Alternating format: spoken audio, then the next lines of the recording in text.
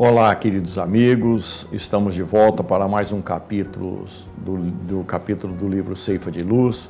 Estamos aqui sempre com o nosso querido Dr. Aguinaldo para estudarmos mais uma orientação de Emmanuel, ditada a Francisco Cândido Xavier. E hoje, meus amigos, nós temos por capítulo a família espiritual. Em verdade, o título é Em Família Espiritual. Mas, evidentemente, nesse primeiro momento, a gente se lembra dos postulados espíritas, que dizem que a família corporal é a experiência que nós temos para formar uma equipe, uma família espiritual, ou nos entendermos enquanto família espiritual. E Emmanuel vai falar para nós, fundamentado numa palavra do Senhor Jesus, que todos nós conhecemos, né? Nós que vemos pequenos ciscos nos olhos alheios e não vemos traves nos nossos próprios olhos, né?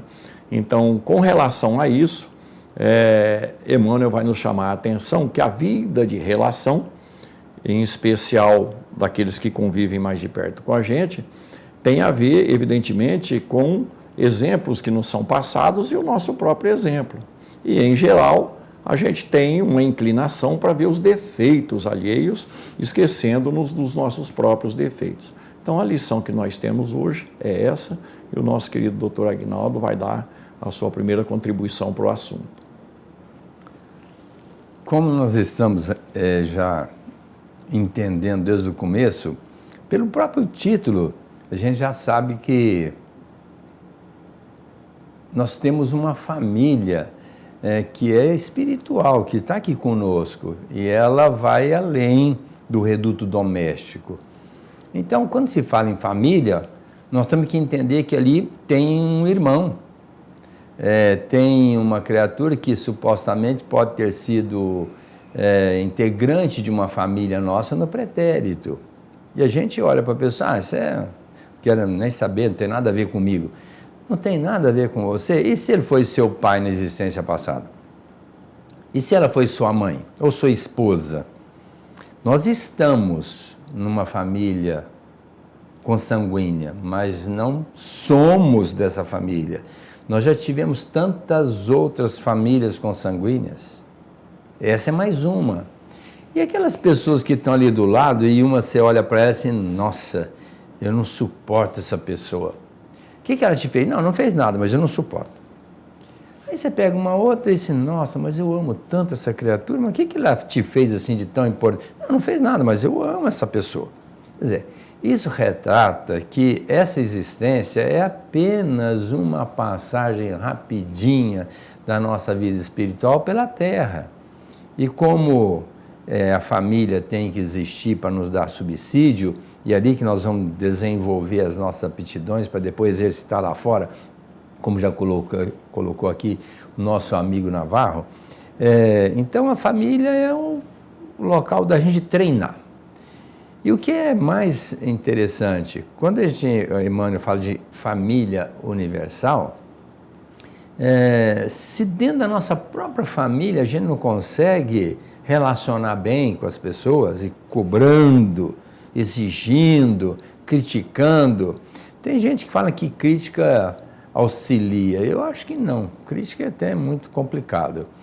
Jesus, em se tratando de uma situação dessa, ele disse assim, se o vosso irmão estiver em erro, ele falou irmão, não falou mãe, tia, avó, mulher, marido, falou, se o vosso irmão estiver em erro, ide, falai com ele, se ele vos ouvir, tereis ganhos o vosso irmão, se não, ide e levai a vossa paz. Então, esse falai com ele é diferente da crítica. Porque quando você faz crítica, via de regra, é para denegrir a imagem do outro. E no Livro dos Espíritos está lá uma pergunta que o Kardec fez, mas essa crítica não deve ser feita? Fala, bom, deve. Quando você tem a proposta de ajudar a criatura, de até estabelecer um paralelo entre o comportamento dessa pessoa e comportamentos que se devem ser assumidos, num ato de educar, tudo bem, é uma crítica, entre aspas, construtiva. Mas essa crítica, não, você tem que mudar porque desse jeito não dá certo, não já se viu. Quer dizer, essa crítica, muitas das vezes contundente, isso aí não leva a nada. Pelo contrário, cria uma disposição em contrário. Então é muito importante que a gente ouça essa colocação de Jesus.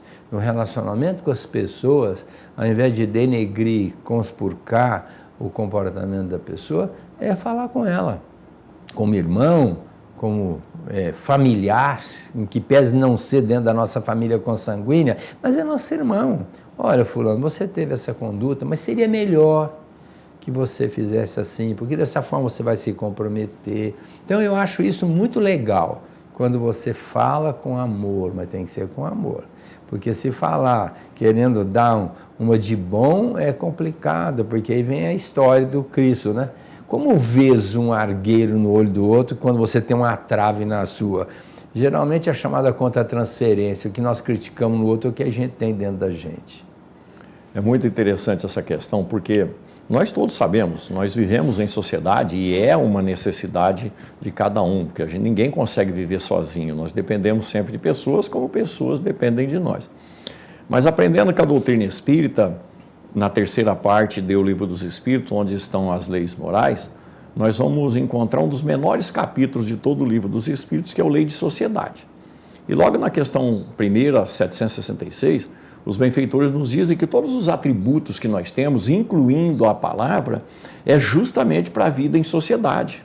E a sociedade, evidentemente, começa em família. Então, nós construímos na família corporal um ambiente para nós nos tornarmos uma família espiritual, conforme propõe a doutrina. E quando a gente abre mão da boa convivência e, claro, da importância da família, é a última questão do capítulo, nós estamos fortalecendo o egoísmo. Mas é por falta de conhecimento nosso, ignorância. Quando nós ouvimos o Senhor Jesus conversando com Nicodemos, o doutor da lei, e é uma questão muito repetida por nós outros, né, porque nós precisamos entornizar isso na nossa forma de enxergar a vida. O Senhor Jesus diz para Nicodemos que o Espírito sopra a vida onde Ele quer.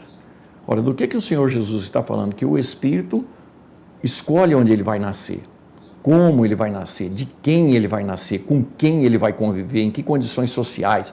O próprio Espírito diz respeito a si mesmo nas suas escolhas. Então, nós estamos num ambiente que foi escolhido por nós, evidentemente, muitas vezes orientados para isso, indicados para esse caminho, por conta do nosso passado, né?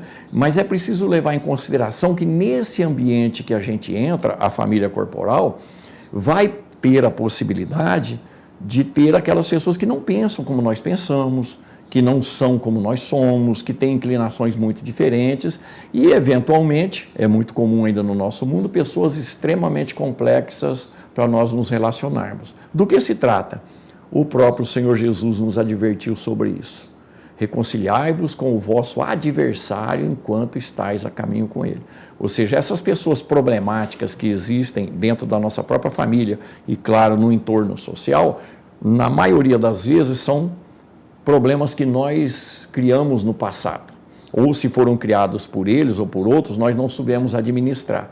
E tem uma outra colocaçãozinha muito interessante, lá no capítulo 14 do Evangelho segundo o Espiritismo, quando nós lemos lá sobre a ingratidão dos filhos e os laços de família, nós ouvimos que nós precisamos pensar diferente. Em que sentido? Nós precisamos, e é Santo Agostinho que está nos ensinando, né?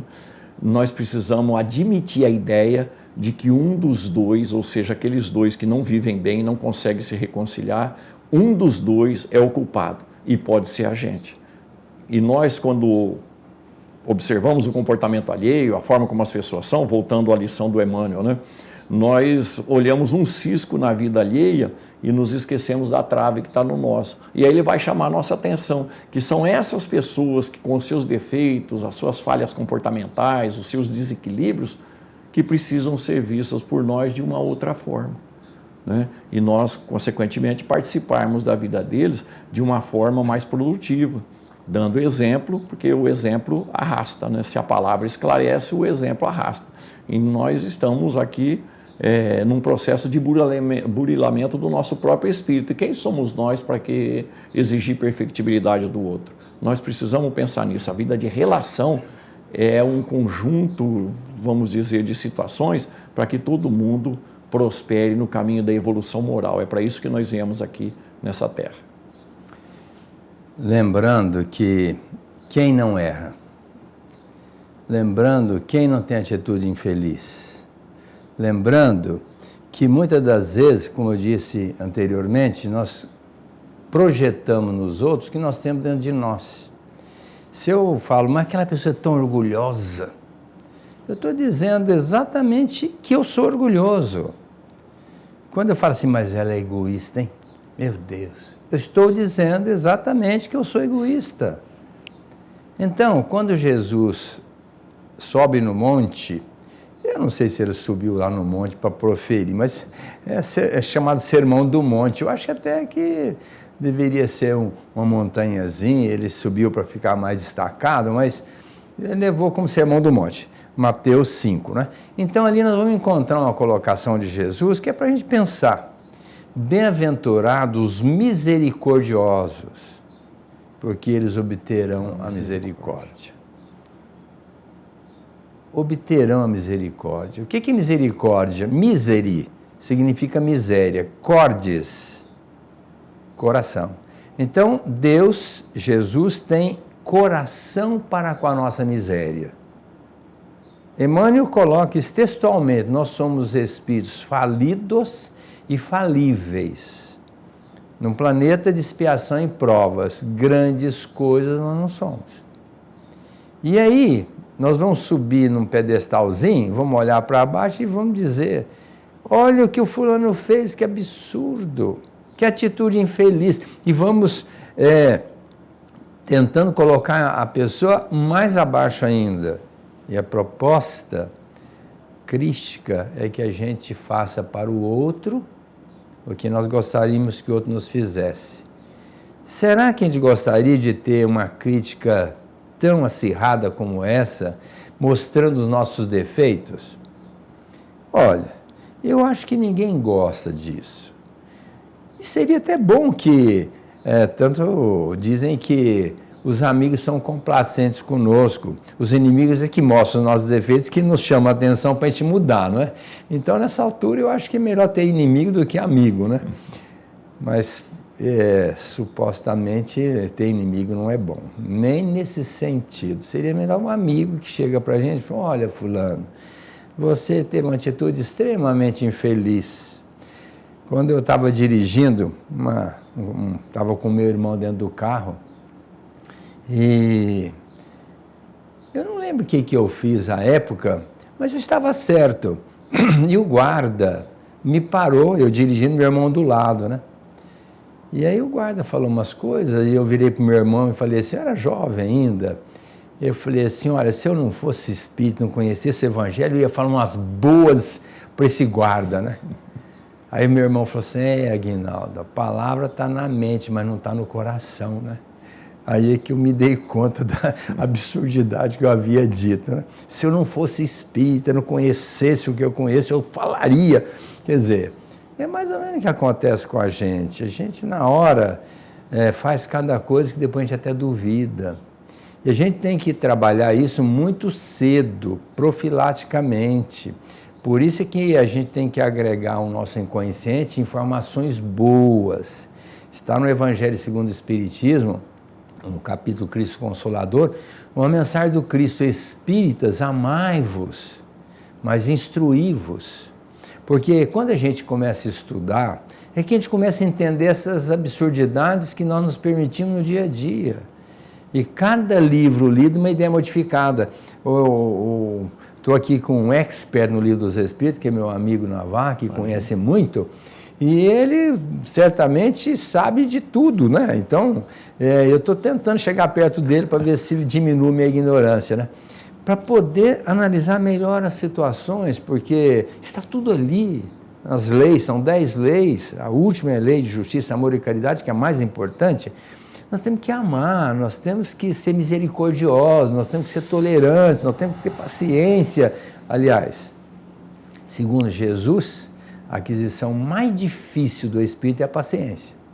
Então nós temos que ter paciência com essas pessoas que fazem absurdidades.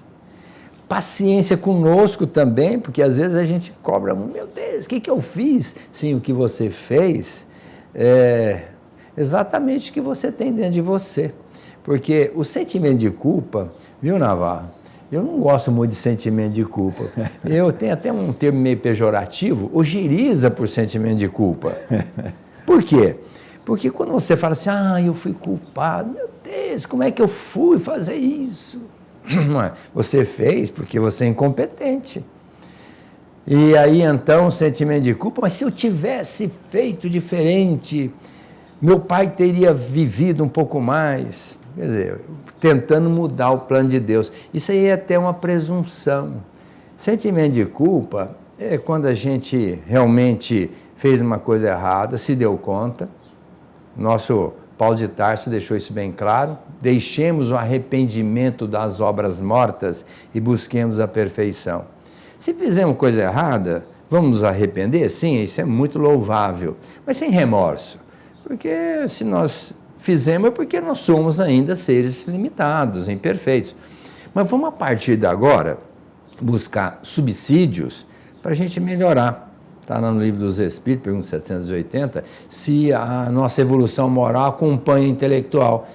E Kardec vai receber dos Espíritos que não. Informação que, primeiro, a evolução intelectual, depois a moral. Então nós temos que estudar muito para a gente entender melhor e se trabalhar, se educar. Por isso é que a gente está sempre pleiteando a oportunidade de estudo, em qualquer sentido. Na profissão, você quer ter um bom rendimento profissional, tem que estudar, tem que se abalizar. Se você quer falar sobre educação, você tem que estudar um pouco sobre pedagogia. Se você quer falar sobre algum assunto, você tem que conhecer. E não criticar sem conhecimento. A gente vê muitas pessoas criticando, não sabem nada de nada. A bem da verdade, precisava estudar melhor para depois, entendendo, não fazer a crítica. Então essa é a proposta de Emmanuel, a gente procurar não criticar, pelo contrário, uma palavra de incentivo e reconhecer, muitas das vezes, o valor que a pessoa tem. A gente deixa de ver um valor imenso da pessoa para criticar uma pequena coisa. E essa pequena coisa, por incrível que pareça, está inserida em nós. No último parágrafo dessa lição, Emmanuel vai lembrar a todos nós que à medida em que a gente vai se autoconhecendo, a gente vai também tendo a responsabilidade de compreender as condições alheias, né? E quantas vezes nós já ouvimos, e aqui mesmo, quantas vezes nós já falamos sobre o conhece a ti mesmo, conforme a proposta de Santo Agostinho.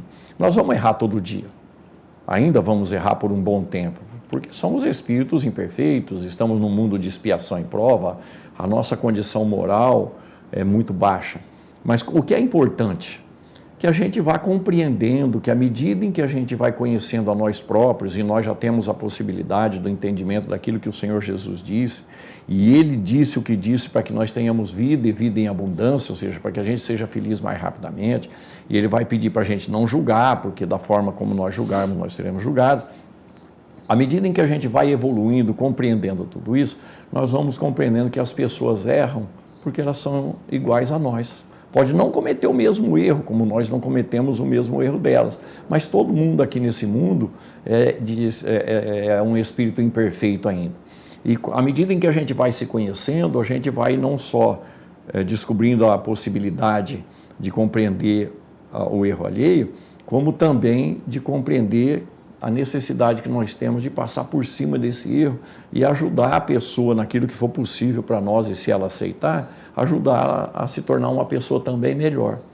Então, tudo tem a ver com a forma como a gente se relaciona com a pessoa, né? Eu me lembro, meus amigos, de um caso que eu vivenciei e foi uma lição para mim, né?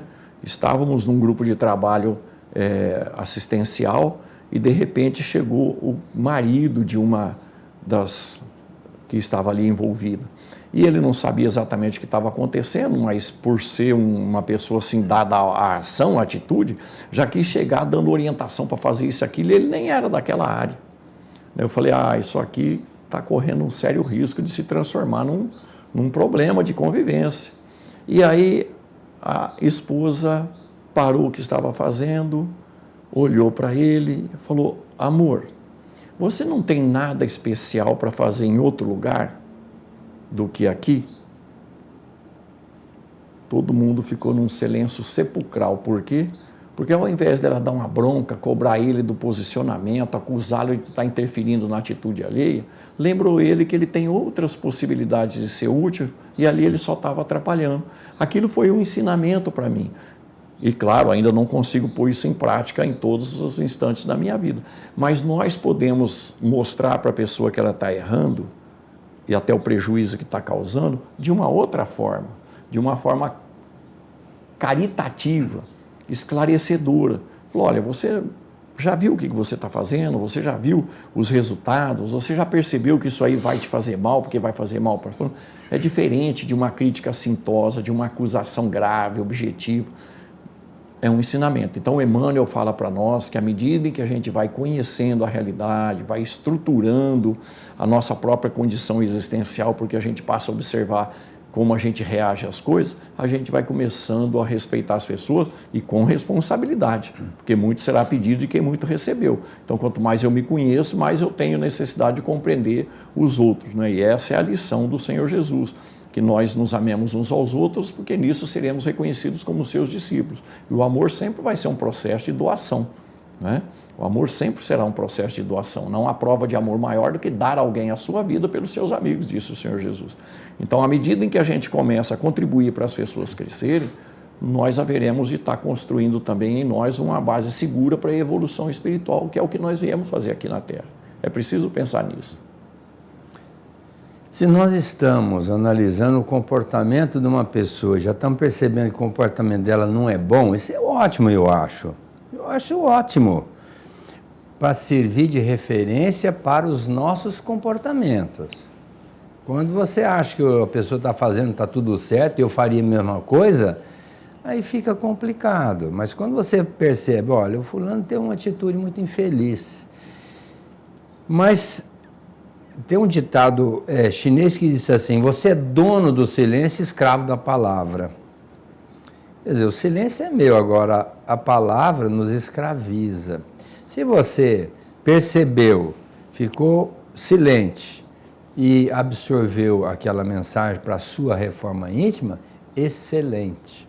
Agora, quando você bate com a língua nos dentes e vai expor aquela situação infeliz daquela criatura para alguém, aí você já está se comprometendo.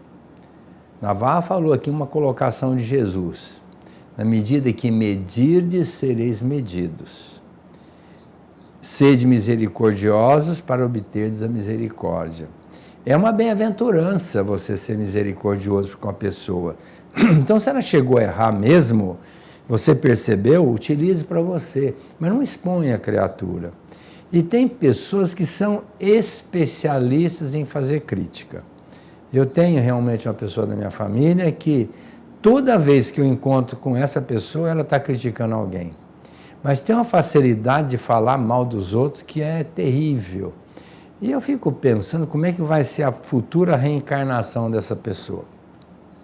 Porque na parábola dos talentos está lá. Se você usar bem os talentos serão acrescidos. Mas se usar mal, serão tirados. Uma pessoa que fala mal de uma pessoa continuamente, não está correndo o risco de nascer muda numa próxima existência? Está. Aquele talento que ela tem, que é de falar, e falar de uma forma positiva, de uma forma construtiva, ela está falando sempre para denegrir e expor uma pessoa que é um irmão em caminhada. Isso é bom? Não, é péssimo. E talvez vai lhe custar uma mudez na próxima encarnação. Então nós precisamos ter muito cuidado, porque aí vem Jesus, na medida que medidos, sereis medidos. Então, se nós estamos falando mal dessa pessoa, como é que nós vamos ficar na próxima? Ou até nessa existência? E é muito importante que a gente entenda que qualquer coisa que nós fizermos por outro passa a ser nossa responsabilidade. A semeadura é livre, a colheita é certa, a cada um será dado de acordo com as suas obras. Então, se eu fizer uma coisa boa, logicamente eu estou adquirindo possibilidade de ser privilegiado por isso. Mas se eu fizer uma coisa ruim, dentro do critério de Jesus, eu vou ter que ressarcir esse débito, vai acontecer comigo lá na frente. Então, quando essas pessoas falam mal, gera um clima celular, orgânico, e via de regra gera uma doença. A pessoa que fala bem dos outros, procura passar por cima, ser misericordioso, evita muitos karmas que podem acontecer nessa atual existência. Então a proposta, meus irmãos, é de não falar mal de ninguém. É uma coisa que eu tenho me trabalhado bastante, que é de não falar mal dos outros. Porque André Luiz fala que depois de 3 minutos, entre algumas pessoas que estejam conversando, não dá para aproveitar mais nada.